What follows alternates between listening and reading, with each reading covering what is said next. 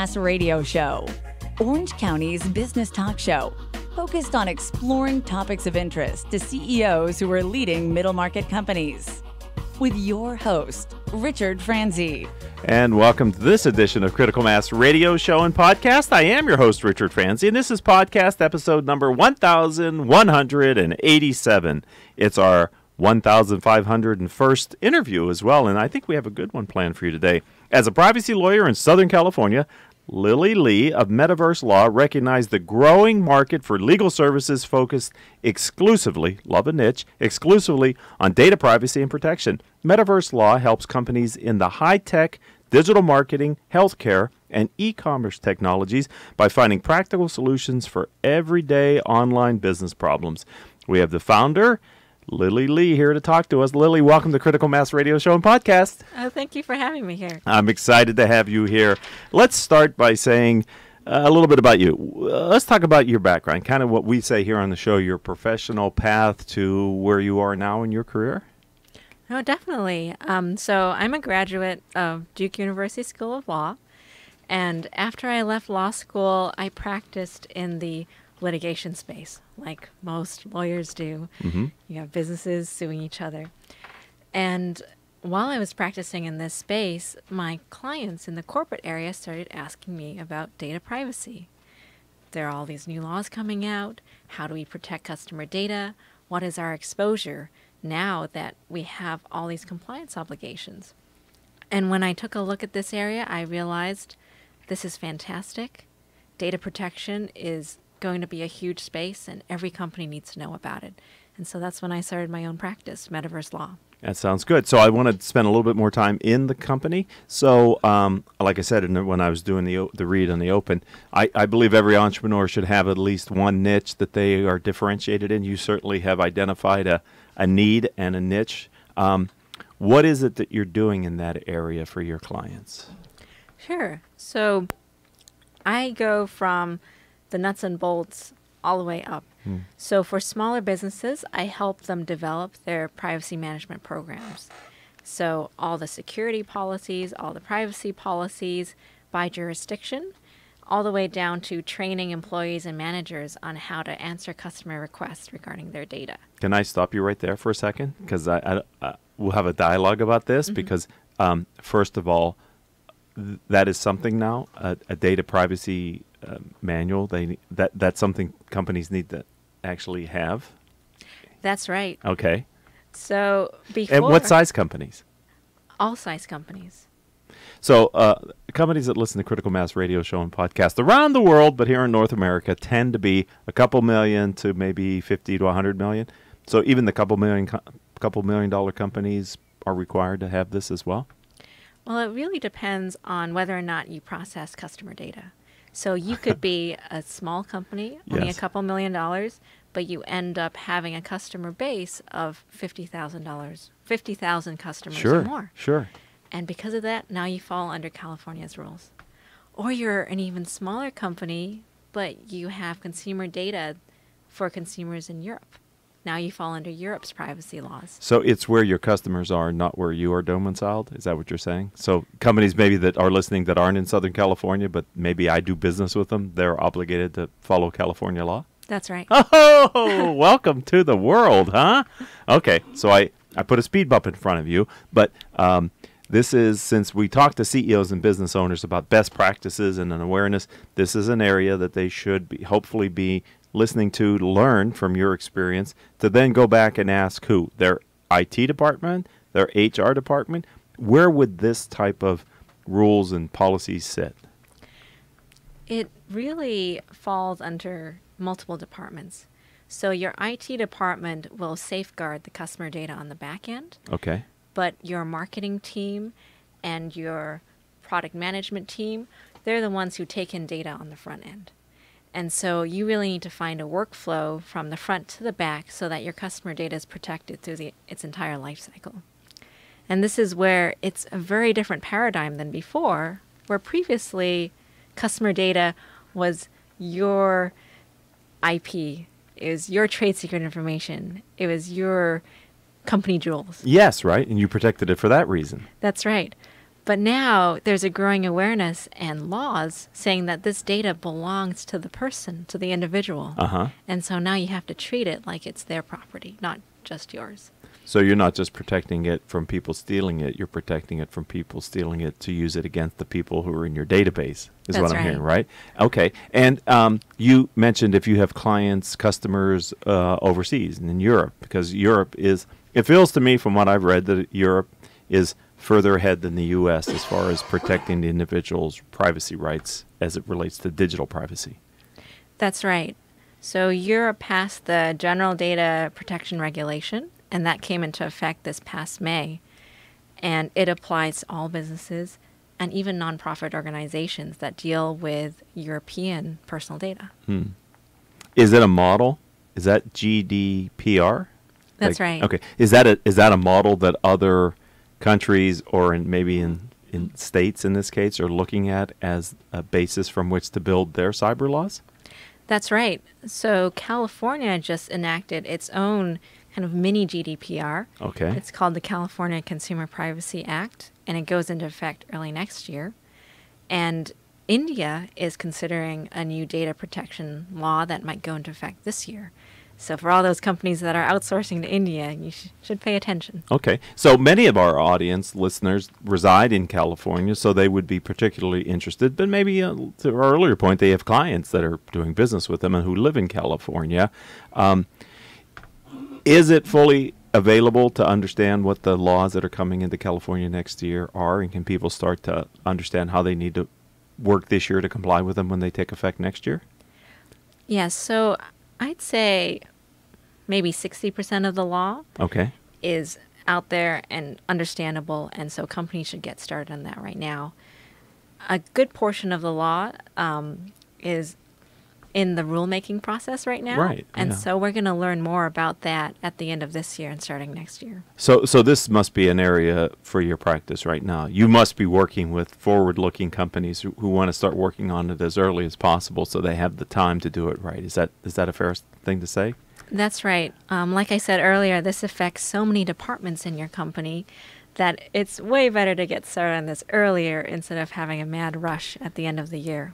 So part of what I think I know about this from you and from others is that you said the regulations are different state by state, but the penalties for not complying can be very significant to a company. Can we talk about that at all as far as what happens if you're violating what's expected of you and you're found out either because of a breach or something else happens? What should a business owner realize as a potential risk area in cybersecurity? That's right. So in the new California laws, there's going to be statutory damages for a breach. And so for each customer record that's breached, you're looking at a few $100s in fines per customer per incident. And it doesn't matter if the customer's been harmed. And so there's going to be a lot of litigation in this area starting early next year. And then if you're looking at Europe, you can be fined up to 4% of your annual turnover. So we're looking at antitrust-style fines for the privacy arena. Right now, we're looking at California and Europe, but, this is happening everywhere. And in the next few years, it's just going to be state by state or even federally. Okay, so I'm going to come back to what you said earlier, and I want to unpack that just for a second to make sure I was clear on what I heard. I heard you say that should you have a breach, you could be liable as a company to pay several $100s per client record that you have, whether they were involved in the breach or anybody was harmed or not. Is that what you're saying? So per client record that's been accessed or hacked. Okay, so it has to have been breached. That's right. You can be fined a few $100s. Or you could have statutory damages of a few $100s. And the average breach affects about 20,000 to 30,000 records at a time. Wow. So when you start doing the math, Right. It adds up. Right. And, okay. And so they don't have to be harmed, but they have to be breached. Now, in a general sense, what is required of companies to comply with either Well, I don't want to talk about GDPR because I think that's probably too much of an elephant to eat in the time that we have left. But let's talk about the California law and what you sense might be the trend happening here in the United States. Sure. So there are two different aspects. One of them is more about privacy. The California law allows customers to tell companies, don't sell my data, delete my data, or give my data back to me. And also tell me who you've sent my data to. So that can be a list of 100 companies, depending on what your business model is. Right.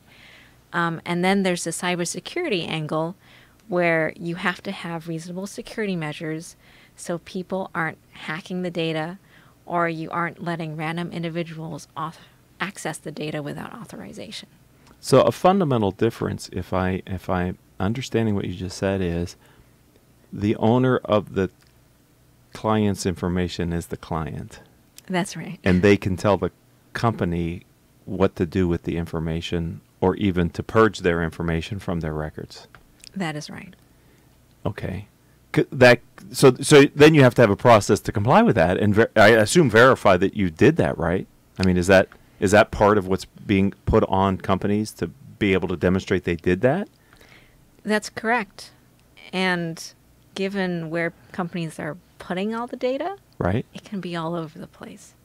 And so that's why this is a huge process that you need to go through over the next year. Yeah, it could be in your customer relationship management software for your salespeople. It could be in your drip marketing campaign. It certainly is going to be with your finance department on your accounts receivable because they're your customers, so you got to be able to bill them, right?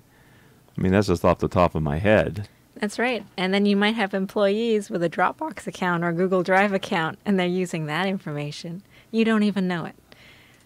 So it's time to put your data house in order. So when you sit down to consult, you do consult, right, with a business owner, say a $5 million company, and they're going, I want to do the right thing. And we're talking with Lily Lee here of Metaverse about one of her areas of expertise. I mean, how do you tell them to get, what free advice can you offer, or at least suggestions can you offer to the listening audience about where do you start? Where's go on the Monopoly board for these folks? Sure. I would get all of your department heads together in one room and just ask them the simple question, where do you store customer data? And it can be as simple as having a whiteboard up, start drawing a diagram.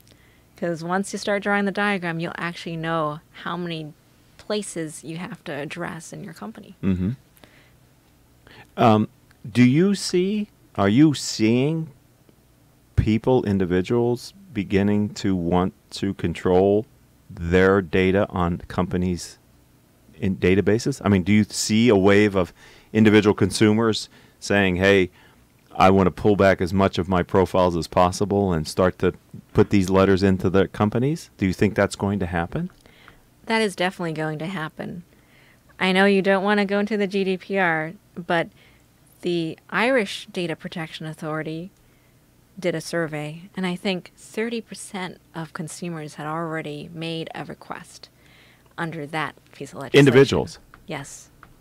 And so in California, we have all these consumer advocacy groups, and they are just chomping at the bit because this is something new where people can actually control their data. Okay. And so we see a lot of enthusiasm right now at the public forums about this new law. So there's pent-up interest in getting this done, and then advocacy groups certainly will try to inform and educate people of their rights, and then there will be activity around that. And so waiting is probably not the right strategy. Putting your head in the sand is not the right strategy, right? You got to learn yet one more thing, business owners and CEOs, that we would advise you to become aware of. Which brings me to part of the reason why I asked you in today. I know that you and one of the other members of the Critical Mass community, Bob Yanowitz, will be giving a presentation to our community in March around these topics. Can we talk a little bit about that talk? Sure. So I will be focusing on the developments in privacy and cybersecurity law, mainly in California, but I'll touch briefly on what's happening around the world. And Bob will focus his presentation on employee privacy. So I'm doing customer privacy, he's doing employee privacy. Okay. And one of the things I want to highlight in the presentation is, you really shouldn't think about this as oh my goodness, these are horrible laws, and I need to do this to avoid fines and litigation. Really? You really shouldn't think about it this way. Okay, because I think I was a little bit. You should think about it as, what do customers expect in the future from their products? Is this going to be a competitive advantage? Can I say that I have a reputation as a leader in this space, and proactively market myself as someone who will secure your data, someone who knows where I'm sending my data to, and someone who other companies can trust when they're negotiating with me and giving me their customer data. Interesting. I'm looking at my phone, ladies and gentlemen. If you're watching the video, you'll see me. The working title that you guys have said your talk is Keeping the Genie in the Bottle, How to Comply with Privacy Laws and Safeguard Employee and Customer Data. That sounds like it needs to be paid attention to. And this is just one of the talks that the members of the Critical Mass. Lily Lee is actually a faculty within the Critical Mass community, sharing best practices, latest trends, and current thinking with our audience of business owners and CEOs so that they can know what the right thing is to do to kind of future-proof their company. And this is just a slight taste of the kind of knowledge that you're going to be imparting, right, in March at our all-member event. Yeah, looking forward to it. Are you? Yes. I am. I'm excited. You have a very energetic partner there in Mr. Janowitz as a co-presenter, don't you? Oh, definitely. Yeah, so this should be fun. Understanding your responsibility to be a good citizen, I'm wondering, is there information that one company has that maybe they have a strategic partnership with another company who has some of the... Do you have to look at, like, if you sell through resellers and channels, is it the responsibility of the manufacturer or the distributor to also make sure that their customer data maybe is protected on third-party sites? Or do you know, is it only your sites and what you control? Is that a fair question? That is a fair question. And under California law, there are actually provisions where you need to safeguard the data that you transfer to third-party vendors, third-party processors. So the obligations are different if you're bringing in the data or if you're just like an IT vendor on the back end. Right. But they are there for all of these parties. And tell me again, why did you get into this area? What is the attraction for you? I mean, as an entrepreneur? As an entrepreneur, this is an amazing area that will affect all different types of businesses. And right now, there are lots of attorneys at really large law firms that specialize in this space, but very few small firm attorneys or solo attorneys. And there really is a market need for the mid-sized businesses and smaller in this space because, we all love the big law firms, but not all of us can afford their rates. Right, and many, we have had people come in and talk about cybersecurity and cyber law to the community over the past few years. One of the common things that I hear from all the experts is everybody thinks it's the breaches against the large corporations where people are focused, but truth be told, they're also focused on middle market and small companies as well. To get in and get that information as well. They're not just looking at Target or pick another major company, that Equifax that's been hacked. They are going after Main Street companies as well. And so this type of protection is really important for the middle market and small companies, right? That's for sure. I mean, sometimes they're more vulnerable because they don't have the advanced security systems of these large companies. And also from a business point of view, if you want to work with Target or Microsoft or Facebook in the future, you better bet they're going to be looking at what your policies are and what your systems are like. Right, because I might be wrong, and we're kind of on a tangent here, but if I remember correctly, a part of the vulnerability for Target was a third-party manufacturer who had a piece of equipment inside the Target IT infrastructure that was the vulnerability that caused them problems.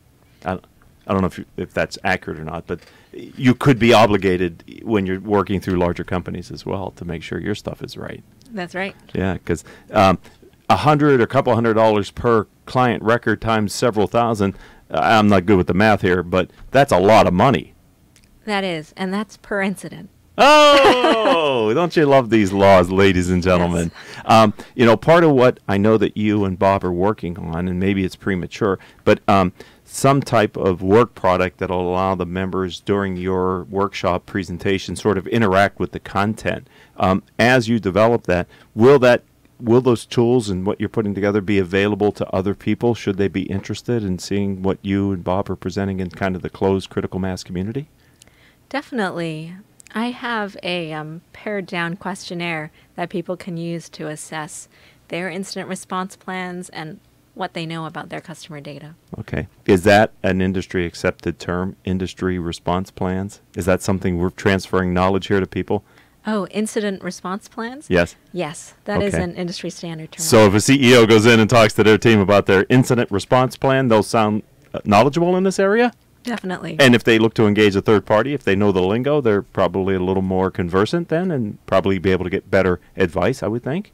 That's for sure. Okay. But if they wanted to really learn more, would your website be a good place, or contacting you or checking out your profile? How would you direct them to find you, Lily Lee, online to learn more about this area?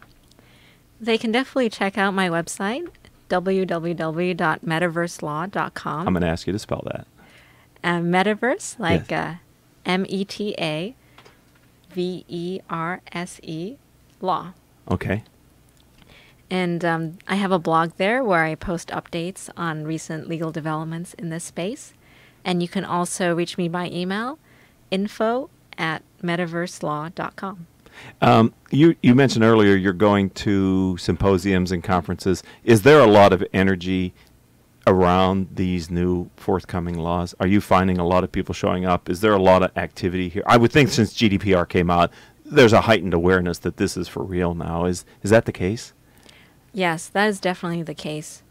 There's a cybersecurity forum in Beverly Hills that I'm going to at the end of this month. There's this International Association of Privacy Professionals that is just growing exponentially each month. And you just have to look online at the news. Right. And so final question here for you, Lily Lee, and I mean this in all sincerity. It takes two to fight. And so you're on the side of the companies helping them to prepare. Are there other individuals who you're seeing that are getting ready on the other side to sort of fight the battle from the consumer's perspective? Yes. A lot of plaintiffs' class action attorneys are paying close attention to this law, as well as the consumer watchdogs. They are lobbying hard right now. Both sides are lobbying hard to affect the law before it goes into effect early next year. Okay, so this is actually something that could possibly be impacted slightly by the people that are listening to the radio show if they want to become active with their local legislators or state government elected officials. Is that what you're saying, too, in a regulatory body? That's right. Okay. Definitely check in with the local chambers of commerce. Okay. And see if they're providing any comments on the new laws. And you can also sign up through the Attorney General's website to receive notifications of the rulemaking process and submit comments yourself. Okay. So if you really want to get involved in it, you can get that level of involvement. If you just want to stay on the periphery but be ready, I would suggest you get back to metaverselawcom. Lily Lee, thank you for being a friend and a part of the critical mass community. This has been very enjoyable for me to learn. I don't like what I now know, but ignorance isn't an excuse, so thank you for being generous with your time and knowledge. Oh, thanks for having me. It's been a blast. Definitely. And if you're interested in hearing Lily Lee talk, get in touch with her directly. I'm sure she and Bob are probably going to even take this show on the road a little bit outside the critical mass community in the future, so you too can benefit from their knowledge and expertise. I'd like to thank Paul Roberts for engineering today's show, our three producers without whom I could not do this show each week. They are Joan Park, Crystal Nunley, and Haley Stern. If you'd like to connect with me, let's start on LinkedIn. I'm Richard Franzi, Franzi. Until our next show, I hope all of your business decisions will move your company in a positive direction. You have been listening to Critical Mass Radio Show Business Talk Show, focused on exploring topics of interest to CEOs who are leading middle market companies. With your host, Richard Franzi.